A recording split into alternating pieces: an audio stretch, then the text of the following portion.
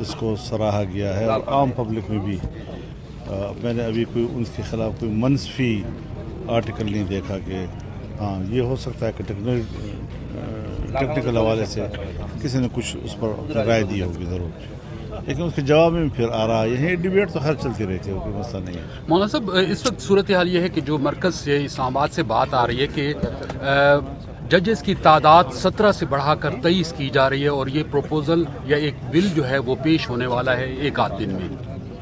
میں یہی عرض کر رہا ہوں نا کہ ہمیں تو 27ویں ترمیم کے بارے میں بھی کہا جاتا رہا اور ہم نے اس پر رد عمل بھی دیا، لیکن بعد میں تردید آ گئی کہ نہیں کوئی ایسی تجویز ابھی تک نہیں ہے۔ اس وقت تک ہمارے پاس ایسی کوئی تجویز سامنے نہیں آئی، چیف جسٹس اور پھر پرائم منسٹر صاحب بھی ملک سے باہر ہیں، ان کی غیر موجودگی میں تو ایسی کوئی ترمیم جو ہے وہ تجویز کے طور پر سامنے آ بھی نہیں سکتی۔ کسی کی رائے ہو سکتی ہے، اگر کسی نے کوئی اپنی رائے لانچ کی ہو تو اپنی بات ہے۔ چیف جسٹس صاحب کی طرف سے فل کورٹ اور اس کے بعد جو 8 نومبر کو اجلاس بلایا گیا ہے سپریم جوڈیشل کونسل کا، اور کچھ ایسی چیزیں ہیں جس سے حکومت یہ سمجھتی ہے کہ کچھ ایسا ہے کہ جو مقاصد جن مقاصد کے لیے 26ویں آئینی ترمیم لائی گئی تھی شاید اس کے اثرات کو یا اس کے اسباب کو ختم کرنے کی کوشش کی جا رہی ہے۔ اس کا کس کو اختیار ہے کہ وہ اس قسم کے تبصرے کرے؟ اگر کسی کا ہے تو اس کا معنی یہ ہے کہ وہ عدالت کو ایک فریق سمجھتی ہے کہ عدالت ایک کھلونا بنتے رہیں یا حکومت اور اپوزیشن کے بیچ میں تقسیم ہوتے رہیں۔ اگر عدالت ایسے اقدامات کرتی ہیں کہ وہ خود کو اس بحث سے نکالنا چاہتی ہیں تو اچھی بات ہے۔ آپ یہ سمجھتے ہیں کہ یہ جو اقدامات کیے جا رہے ہیں چیف جسٹس کی طرف سے یا سپریم کورٹ کی ججز کی طرف سے، ابھی کوئی ایسی بات نہیں کی جا سکتی کہ وہ کسی کے فیور کر رہے ہیں یا کسی کی مخالفت کر رہے ہیں، لیکن یہ ہے کہ خود سے اس سے معنی نکالنا کہ شاید یہ فلاں کے حق میں ہے یا فلاں کے حق میں ہے۔ تو ہم نے تو عدلیہ کی اصلاحات کی بات کی ہی اسی لیے ہے کہ جج صاحبان جو ہے وہ سیاست میں فریق نہ ہوں اور فیصلے اصول کی بنیاد پر ہوں۔ مولانا صاحب آپ 2 صوبوں کی خصوصی طور پر بات کرتے ہیں کہ امن و امان کی صورتحال بہت ابتر ہے، مگر یہ کہ کسی بھی سطح پہ اس چیز کا نوٹس نہیں لیا جا رہا۔ آپ سمجھتے ہیں کہ ڈیرہ اسماعیل خان میں جو صورتحال ہے نہ صرف جو سراؤنڈنگز ہیں، اندرون شہر بھی صورتحال جو ہے وہ بے امنی کی ہے، بہت زیادہ تھریٹس ہیں، یہاں تک کہ ایک ڈپٹی کمشنر کی طرف سے ایک لیٹر جاری ہوا ہے جس میں افسران کو اور سرکاری ملازمین کو گھروں میں مقید رہنے کی اور انہیں غیر ضروری طور پر باہر نکلنے سے منع کیا گیا ہے۔ یہ صورتحال تو کبھی بھی تاریخ میں نہیں رہی جب بہت زیادہ دہشت گردی کی صورتحال تھی۔ دیکھیے طالبان کا رونا جو ہے وہ کون روئے، وہ کون روئے اور کیوں روئے، بات تو بنیادی یہ ہے کون لائے ہیں ان کو، کس نے ان کو راستہ دیا ہے۔ ظاہر ہے کہ جنگ کی صورت میں فتوحات تو حاصل نہیں کی گئی کہ جنگ ہوتی ہے پھر آپ ایک فوج کو پسپا کر رہے ہوتے ہیں پھر آپ علاقے پہ قبضہ کر لیتے ہیں، ایسی تو کوئی صورتحال نہیں ہے۔ ہر جگہ پر ہماری انتظامیہ بھی موجود ہے، ان کے دفاتر بھی موجود ہیں، وہ کام بھی کر رہے ہیں، وہ اپنے ریٹ بھی جو ہے وہ بتا رہے ہیں کہ ہماری یہاں پر کنٹرول ہے، لیکن اس کے باوجود ریٹ کیوں ختم ہو گئی، کیوں ختم ہو رہی ہے؟ تو ظاہر ہے کہ یہ کوئی ایک بڑے گیم کا حصہ ہے۔ اور آپ دیکھیں جی کہ پورے ملک کے اندر جو 2 صوبے ہیں ہمارے، ان 2 صوبوں میں یا مذہب کے نام پر بندوق اٹھایا گیا یا قومیت کے نام پر بلوچستان میں بندوق اٹھائے گئے ہیں، اور پارلیمنٹ سے اس الیکشن کے دوران قوم پرستوں کو بھی نکال دیا گیا اور مذہبی لوگوں کو بھی نکال دیا گیا۔ اب ظاہر ہے کہ جب یہ عوام کے نمائندے نہیں ہوں گے تو یہ پھر ان برے حالات کا مقابلہ کرنے کے لیے میدان میں نہیں آ سکتے۔ ایک زمانہ تھا جب میں نے ایک دعویٰ کیا تھا کہ جہاں جہاں پر جمعیت علماء اسلام کا نمائندہ ہے وہاں وہاں پر امن و امان ہے۔ وجہ یہ تھی کہ وہ عوام کے حقیقی نمائندے تھے، وہ سامنے آ جاتے تھے۔ اب انہوں نے ایسے حالات پیدا کر دیے کہ اگر کہیں جمعیت کے نمائندے ہیں تو وہ بھی بے بس ہو گئے، اور ان کی کوشش یہ ہے کہ جو معروف قسم کی کہ قوم پرست قیادت ہے جو مسائل کو سمجھتی ہے، جو سیاسی زاویے کو سمجھتی ہے، جو حکمت کو سمجھتی ہے، جو دوسروں کو سمجھا سکتے ہیں، یا وہ مذہبی قیادت کہ جو سیاسی معاملات کو پر ادراک رکھتی ہے، وہ معاملات کو سمجھتی ہے، ان کو غیر مؤثر کر دیا جائے اور ان کو کاؤنٹر کرنے کے لیے نئے نوجوانوں کو نکالا جائے۔ تو اس قسم کی چیزیں حضرت سوائے اس کے کہ وہ علیحدگی کی تحریکوں کو تقویت دیں گے، اس کے علاوہ کوئی اس کا اور نتیجہ نہیں نکل سکتا۔ تو یہ سوالات آپ کے بالکل وجہ ہیں کہ رفتہ رفتہ ہماری ریٹ کیوں ختم ہوتی جا رہی ہے۔ عام آدمی اپنے گاؤں میں، اپنے محلے میں اب اپنے گھر چھوڑ رہے ہیں۔ کوئی یہ نہیں کہ گورنمنٹ نے کہا ہے کہ آپ علاقہ چھوڑ دیں، لیکن وہ انسان ہیں، انہوں نے روزگار بھی کمانا ہے، ان کے روزگار کے مواقع ختم ہو گئے ہیں۔ بچوں کو تعلیم بھی دینی ہے، کہاں تعلیم دلائیں، کس اسکول میں دلائیں، کہاں بھیجیں ان کو جی؟ تو اس خوف کہاں بھیجیں ان کو جی؟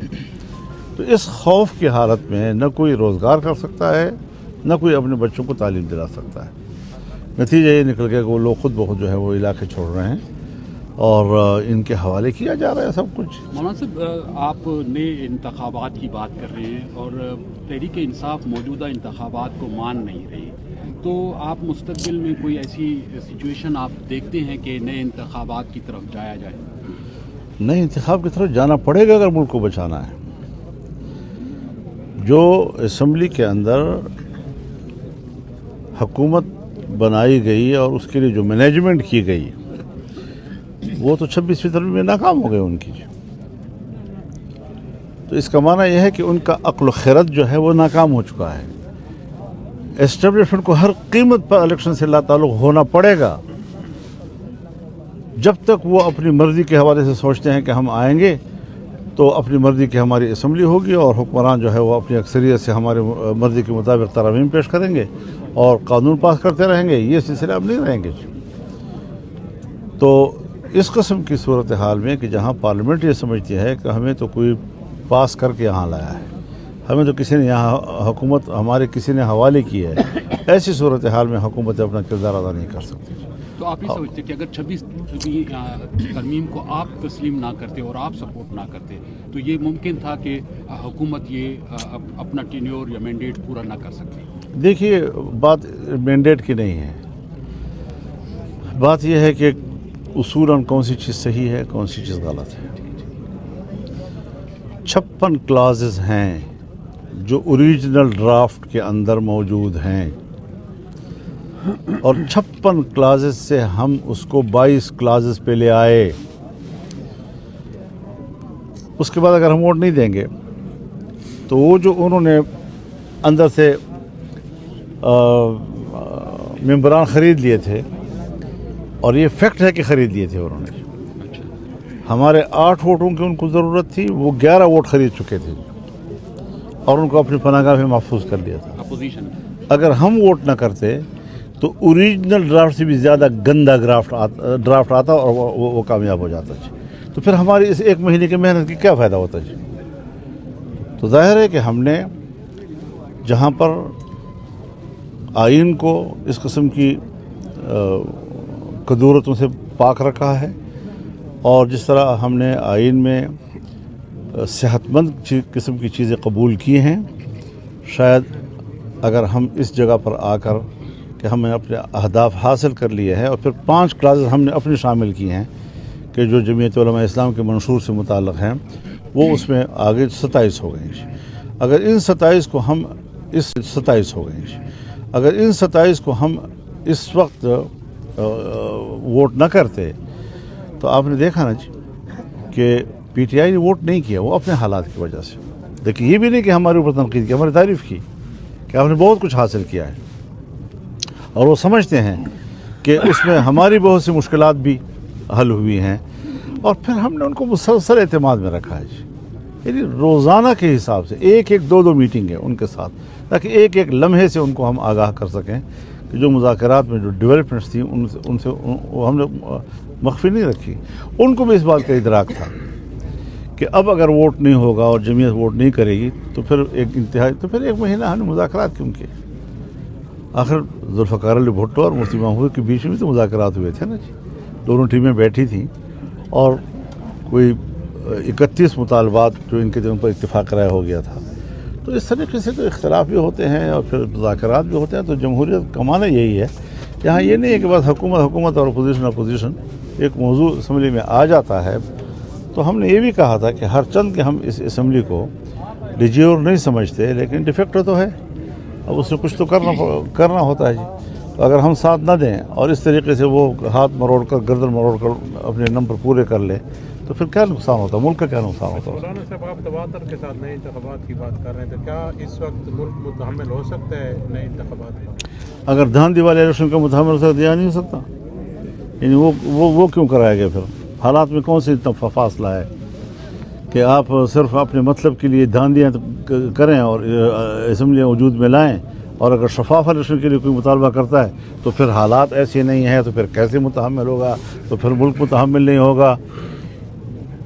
یعنی ابھی خدا نہ کرے اللہ تعالیٰ بچائے کہ اگر آپ نے 1 گھنٹہ پہلے حرام کھا لیا اور پیٹ بھر لیا, اور پھر گھنٹے کے بعد کہ بھائی حلال بھی کھا لو, اب کہ حالات متحمل نہیں ہیں اب اس کے. یہ ملک کے حالات کو یہ کہتے ہیں کہ ہم ملک کے حالات کو بہتری کی طرف لے آئے ہیں, اب ایک دفعہ پھر سے پیچھے چلے جائیں, یہ نقصانات کی حضرت بہتری کی طرف لانا اگر عوام کے لیے ہے, اگر ملک کے لیے ہے, ملک ہمارا مشترک ہے. ملک ہمارا مشترک ہے.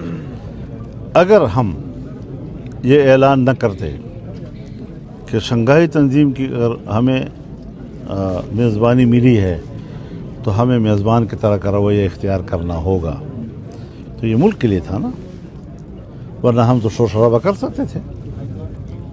اسلام آباد میں جلسے بھی کر سکتے تھے, اسلام آباد کے اندر ہم ایک دھرنا بھی دے سکتے تھے, کوئی ایسی بات تو نہیں تھی. پی ٹی آئی بھی کر سکتی تھی, چاہے مار کھائیں, چاہے جو بھی ہو سب کچھ ہو سکتا تھا.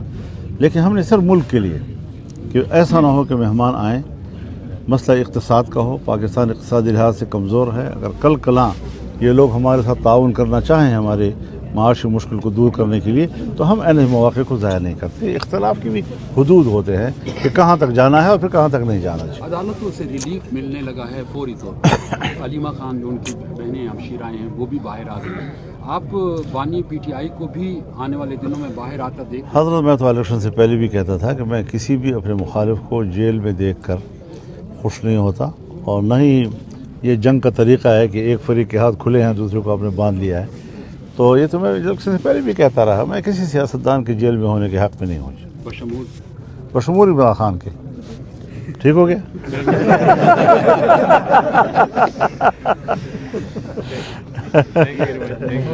بڑی نواز.